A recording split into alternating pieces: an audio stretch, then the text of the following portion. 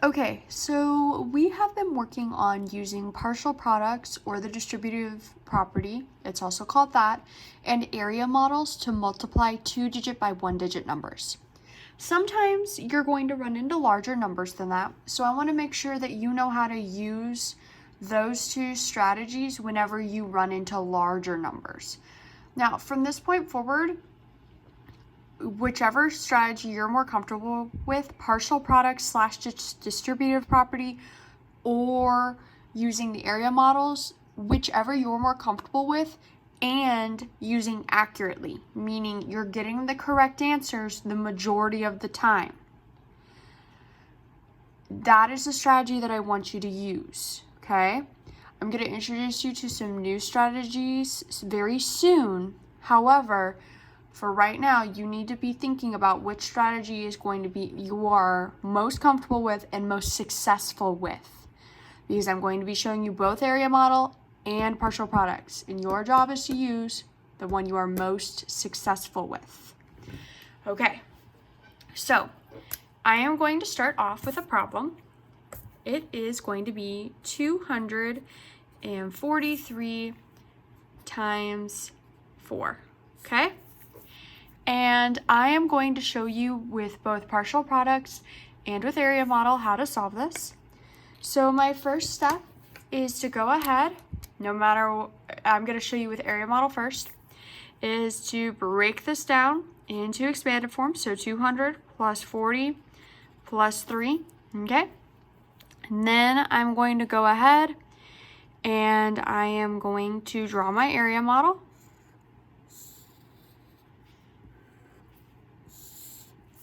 All right, and this time I'm going to split it up into 3 chunks. So 1, 2, 3, okay? I'm going to put my 200 right here. I'm going to put my 40 right here, and I'm going to put my 3 here. So I'm breaking it up into 200 times 4, 40 times 4, and 3 times 4, all things that it can easily solve. So I'm going to look for my basic facts. 2 times 4 gives me 8. Tack on 2 zeros, 800. 4 times 4 gives me 16. Tack on 1 0, 160. 4 times 3 gives me 12. I add all these together and I get my answer. I'm going to go ahead and stack this just to make sure I get it correct. And I get 972, okay? So that's using area model. Now, if I'm going to use the partial products, I am still going to be dividing it into, putting this number into expanded form, and then I'm going to have 200 times 4 plus 40 times 4 plus 3 times 4. I still have 243 groups. All I've done is divided it into smaller groups that are easier for me to multiply using the distributive property or partial products.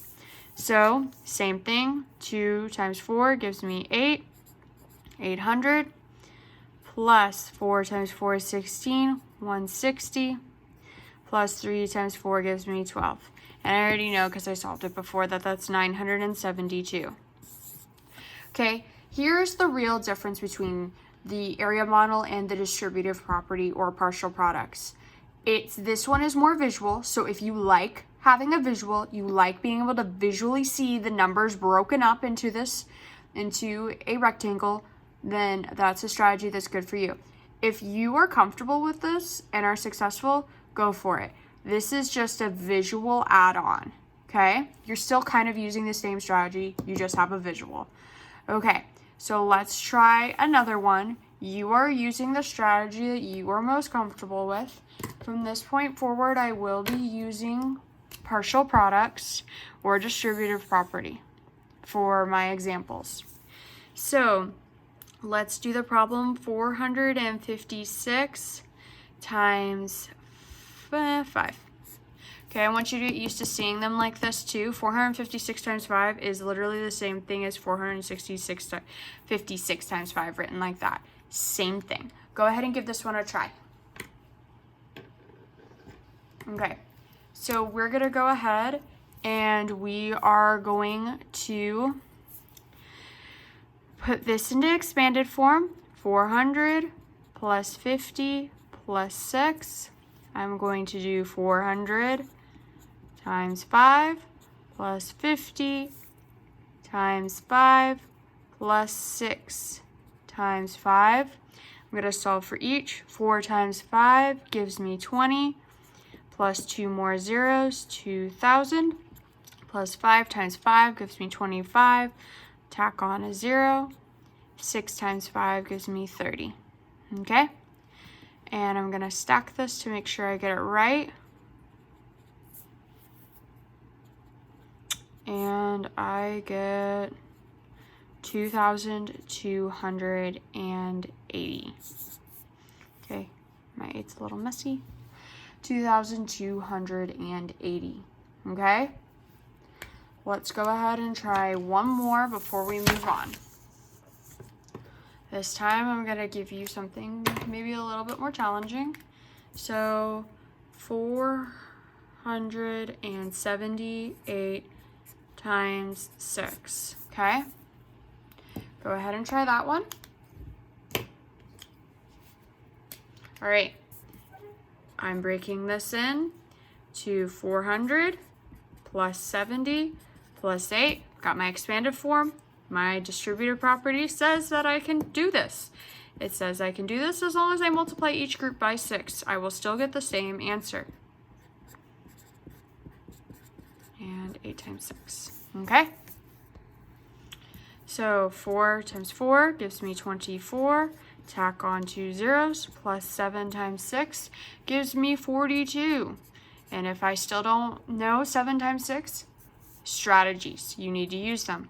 6 times 8 is 48. Okay, I'm gonna write it down here to make sure.